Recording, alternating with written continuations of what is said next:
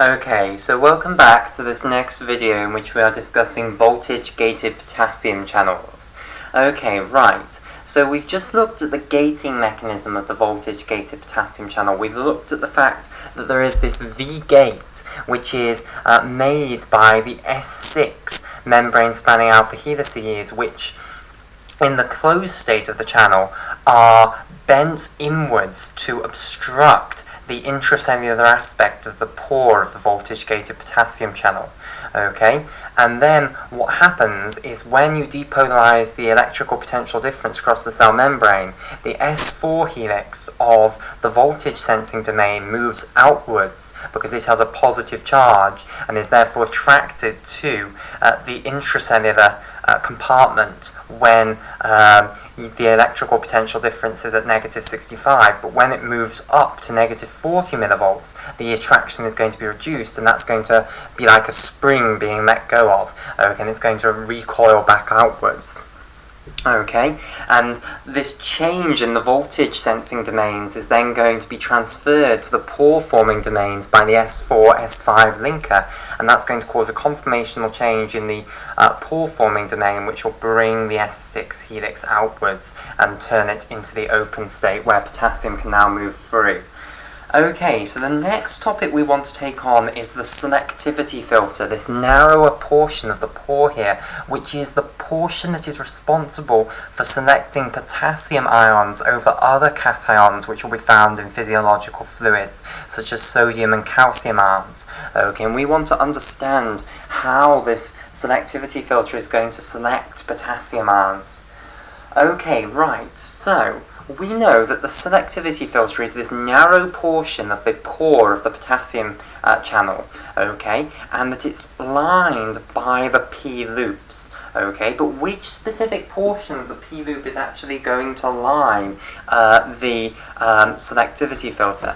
Okay, so let me draw the structure of an individual subunit of a voltage-gated potassium channel again. So here is the cell membrane here, okay, then we'll start off, let me just move this up. We'll start off with the amino terminus intracellularly. Then after the amino terminus, what you'll then have is the T1 tetramerization domain, okay, which we've discussed, and I'll just colour that in green here. Okay, then after the T1 tetramerization domain, you've got the first membrane spanning alpha helix, the second, the third, the fourth. That forms the voltage sensing domain. Then you've got the S4, S5 linker, S5, the P-loop, and then S6, ending with the C-terminus intracellularly. Now you'll remember me telling you that there is an alpha helix within the P-loop, known as the P-helix, and that is on this descending portion of the P-loop. Okay, it is not actually the P-helix which lines the selectivity filter. Instead, it is this ascending portion of the P-loop here that is going to line the selectivity filter. Okay, so remember, if I draw, well actually we've got the picture up here. Here is this picture where we have the four pore-forming domains making up the pore-forming portion of the voltage-gated potassium channel.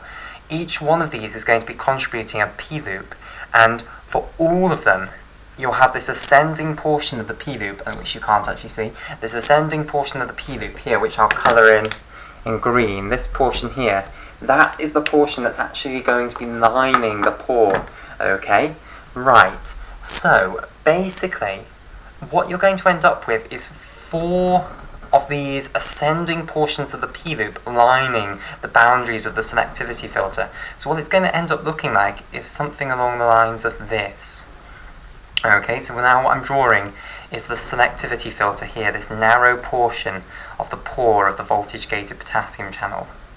Okay, so it's going to be like a cuboidal shape here. So this is the extracellular aspect here. So this is the extracellular entrance to the selectivity filter, this portion up here basically.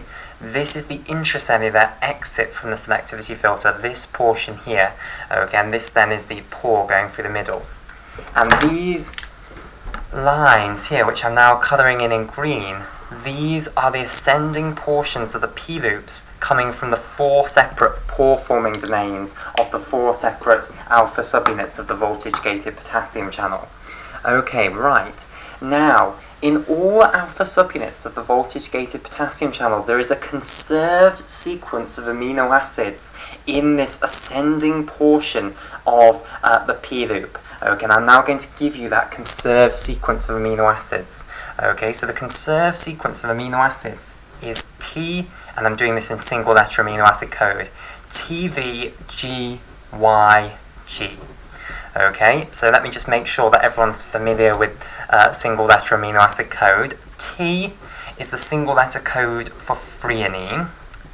Okay, and I'll just show you the structure of threonine. I won't draw out the full amino acid structure now. I'll just draw out the R group of the amino acids. I'm not going to do away with the core amino acid structure because that's going to be common to them all. I'm just going to show you the R group. Okay, so the R group then of threonine has a carbon with an alcohol group coming off it. Okay, then you've also got a methyl group coming off this carbon, and then a hydrogen. So that's the R group of threonine. So basically, if you want to get the full structure of a threonine residue, all you need to do is remove this R group of lysine here and stick that one on instead, and then you've got to threonine. Okay, so that's the amino acid threonine. That's the first one in this conserved sequence. V, the single letter code V, stands for the amino acid valine. Okay, so what's the R group of valine then? Valine's R group consists of a carbon, then with two methyl groups coming off it. So in a way it's similar to threonine, but without that key functional group of the alcohol group that threonine had. Okay, I'll just move this up. Alright, so that's what V in single letter amino acid code stands for, valine. Glycine is the absolutely simplest of the amino acids, and that's the single letter amino acid code G. Okay, glycine just has an R group, which is a proton, basically. Okay, so glycine just has a proton as its R group. Okay, and then finally, Y is the one that you probably wouldn't be able to guess unless you actually know. Y is the single letter amino acid code for tyrosine. Okay, it can't have T because T was already given to threonine.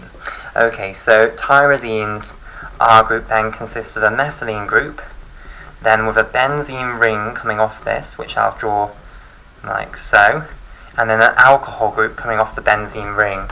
Okay, so that's the structure of tyrosine. Okay, so basically in this sequence of 5 amino acids, you have a threonine followed by a valine, followed by a glycine, followed by a tyrosine, followed by a glycine. Okay, so to make this absolutely crystal clear, what I'm going to do is I'm going to draw that picture of the single subunit again, bigger now. Okay, and I'm going to show you this sequence in the ascending portion of the P-loop. Okay, so here's the amino group. Here is the T1 tetramerization domain. Here's S1, S2, S3, S4, the S4, S5 helix, S5, and now the portion that we're actually interested in, which is this P-loop, and I'm going to draw this very big so that I've got space. Okay, and then the S6. Okay, so on this ascending portion of the P-loop here, you're going to have this sequence, starting with a threonine, then a valine, then a glycine. Oh, and I'm running out of space. I might have to color code it to make it clearer. Okay, then you'll have the tyrosine in the middle here, and then a glycine here. Okay, so I'll color code it to make it clearer. Okay, so valine was the one that was in green, so there we go, there's valine. Threonine was in vivid purple here. Glycine was in turquoise, so this one's a glycine and this one's a glycine. Okay, and then tyrosine is in red. So that one there. Right, so in this ascending portion of the P-loop then, you always have this conserved sequence of threonine, valine, glycine, tyrosine, glycine. No matter which of those 40 alpha subunits of voltage-gated potassium channels you are looking at, you always have this. And this sequence is the portion that's actually going to be lining the selectivity filter, basically. Okay, right, so now let's talk about the selectivity filter in a bit more detail, because we haven't yet answered the question of how does it select for potassium ions. So basically, the selectivity filter consists of 4 separate binding sites for potassium ions. Now let me show this. So we can divide this tube up into 4 separate binding sites, like so. So here's one binding site for a potassium ion. Underneath that we've got a second binding site here, okay, and underneath that we've got a third binding site, and underneath the third one we've got a fourth one. Okay, so I'm trying to think how I can make this clearer. I might just colour one in purple. So here is one binding site for potassium here, now coloured in purple. Okay, right. Now, so we've got these 4 binding sites for potassium. Okay, so before we actually discuss how this is going to help potassium move through the selectivity filter and also how it's going to select for potassium, let's just talk about why these are even binding sites for potassium in the first place. Well, firstly, they are perfect sizes for potassium to sit in the middle here. So I'll draw a potassium ion sitting in the middle here. So this is a potassium ion shown here. Okay, so I'll colour that in red. But why does potassium even want to bind there? What is it binding to? Okay, this is just a space at the moment. What is it binding to? What's it interacting with? Well, this is the core concept. Okay, each one of these sites, each one of the corners of this purple cuboid that I've got here, is going to have an electronegative atom, specifically oxygen, sitting there. Okay, so let me just make sure that everyone's familiar with the concept of electronegativity. Okay, so basically, if we draw a bond like this, where we have a bond between a carbon and an oxygen atom, and this is a very relevant bond for us to be looking at, because remember, this bond is one of the backbone structures of the polypeptide. Okay, so you've got a lot of these groups that known as carbonyl groups in your polypeptide structure. Okay, right. So if we look at this structure, this double bond consists of 4 electrons. Okay, in each one of these covalent bonds, the carbon has stuck an electron and the oxygen has stuck an electron. So that's one bond. And if we draw the other bond, again, the carbon has put in an electron and the oxygen has also put in an electron. I'll just move this up. Okay, so let's colour code it. So we'll have the carbon represented by blue. Here are the carbon's electrons shown as crosses. And we'll have the oxygen shown here as red, and the oxygen's electrons are shown as dots. Okay, so there are these 4 electrons in this double covalent bond here. Okay, now the question then remains, do these electrons sit directly in between the carbon atom and the oxygen atom, or do they sit tilted towards one of the atoms? And the answer is that they sit tilted towards the oxygen atom, but why? Okay, well, what are these electrons going to be feeling? They're going to be feeling forces of attractions towards the nucleus of the carbon atom and the nucleus of the oxygen atom. Because remember, the nuclei of atoms contains protons, okay, which are positively charged fundamental particles. Well, sorry, they're not fundamental particles. They're made out of quarks, but they're almost fundamental particles. They are positively charged particles, okay, which will be attracting the electrons. Okay, so the question then remains, which of these nuclei is going to pull on the electrons harder? Well, you might just think which one has more protons, that one will be the one that pulls on it harder, but you also have to take into consideration the number of electrons that are sitting in between these binding electrons here, the electrons in the bonds, and the actual nucleus, because remember, oxygen and carbon both have more electrons than just the ones in these bonds, okay, and those other electrons might be shielding the protons in the nucleus from these electrons, okay, and therefore weakening the attraction, because remember, the other electrons will have a negative charge, and therefore they'll be repelling these electrons, okay, so it becomes a very, very complicated question, asking whether or not asking which of these 2 atoms is going to pull on these electrons harder, okay? But you can, in principle, work it out, and there is a fancy word that means how hard an atom is going to pull on electrons in bonds, okay? And that's the word electronegativity, okay? So, oxygen pulls on these electrons harder than the carbon atom, and we therefore say that oxygen has a greater electronegativity than carbon, meaning that oxygen is going to pull on these electrons harder than carbon. Okay, so the electrons end up tilted towards the oxygen, and that gives the oxygen a partial negative charge, and it gives the carbon a partial positive charge. Okay, so basically when you have bonds like this, where you have unequal electronegativities of the two atoms that are part of the bond, you end up with the bond becoming polar. You have a negative pole and a positive pole. Okay, so basically at the corners of each one of these binding sites for potassium, okay, so these 8 corners here, you are going to have an electronegative atom positioned, and it is always going to be oxygen, and these oxygens will mainly be in the carbonyl groups of the polypeptide, the ascending portion of the P-loop here. Okay, some of them, for instance, the one right at the bottom here, this oxygen here, will be the oxygen from the actual threonine R group, okay, so the oxygen in the alcohol group, but all these other ones are oxygens of carbonyl groups here. Okay, so you're going to have electronegative atoms at all of these corners here, okay, all 8 of them. And that's what the potassium ion is going to be binding to. It's going to be binding to these 8 electronegative atoms which have got negative charges because they're bound to other atoms that have lower electronegativities than them, so they've got partial negative charges. So it's that electrostatic interaction between the positive charge of the potassium ion and the partial negative charges of these oxygens at the 8 corners that forms the bond. Okay, and this goes for all of these 4 binding sites, so every single one of these, not just this one that I've highlighted in purple, but the one below it, the one below that one, and the one below that one, they will all have electronegative oxygen atoms at the corners, which will have partial negative charges, and that's how potassium is going to interact with these binding sites. Okay, right.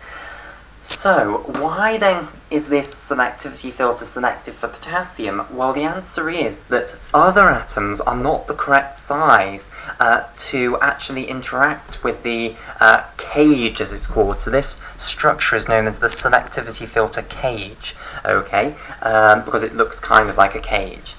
So other ions, such as sodium ions, or magnesium ions, or calcium ions, are not going to be the correct size to bind correctly in here. So for instance, if we take sodium ions are smaller than potassium ions. Okay, so when you put a sodium ion into this binding site within the cage, okay, it's not going to be able to interact with the oxygens nearly as comfortably as the potassium because it's going to be further away from them all. It's not a perfect fit, basically. Okay, so the comfortability of this binding is less good for sodium than it is for potassium. And you have to remember that when these ions are coming into the selectivity filter, they're going to have to give up their hydration shells. Okay, so this is an important concept, and I think I'll go over the page to discuss it. Okay, so basically positively charged ions and also negatively charged ions in solution are not just floating around on their own. Instead, they are surrounded by water molecules. So for instance, if I take a potassium ion here, okay, it's got a positive charge. Water molecules are very polar. Okay, so if we've got it in a solution of water, water molecules are very polar because oxygen has a much greater electronegativity than hydrogen. So the electrons in these 2 covalent bonds get pulled towards the oxygen atom, and that gives the oxygen atom a partial negative charge and the hydrogens partial positive charges. Okay, so let's represent this as a triangle now. Okay, and we'll put a negative at this side to denote that that's the side where the oxygen is, and a positive at this side to denote that that's where the protons are. Okay, what you're going to end up with is water molecules surrounding your potassium ion, like so. Okay, whoops. And these are going to be the negative poles of the water molecules surrounding the potassium ions. And potassium ions generally end up with 8 water molecules surrounding them, okay, at the equivalent positions to where these electronegative oxygens are in the cage. Okay, so basically, this is almost equivalent to having a hydration shell surrounding you, and that's the key idea, basically. Okay, right. So these are the negative poles of these water molecules here. Right, so this concept that ions have water molecules surrounding them, this is known as the hydration shell of that ion. Okay, so these water molecules are referred to as the hydration shell of the potassium ion. Right, so when an ion wants to move through the selectivity filter, it has to give up its hydration shell, okay, and that requires energy to break these bonds between the water molecules and the potassium ions. You have to put in energy, okay, so you have to get energy out from somewhere, and that energy is going to be given out by the potassium ion forming these new bonds with the oxygen atoms at the corners of this binding site here. Okay, so this formation of this new bond is going to release the energy that will then drive the process of the removal of those water molecules from the potassium ion. Okay, so that's the only reason that this is thermodynamically viable, that you're giving out more energy than you have to put in to remove the hydration shell.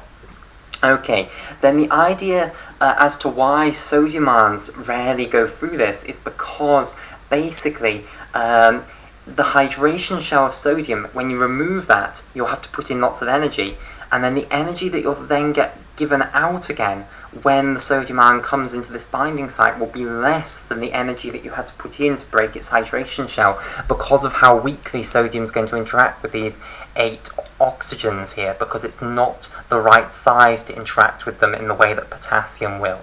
Okay, so the idea then is that potassium is perfectly sized to interact with the corners of this cage in the perfect way to release the perfect amount of energy that will compensate for the energy that you had to put in to remove the hydration shell.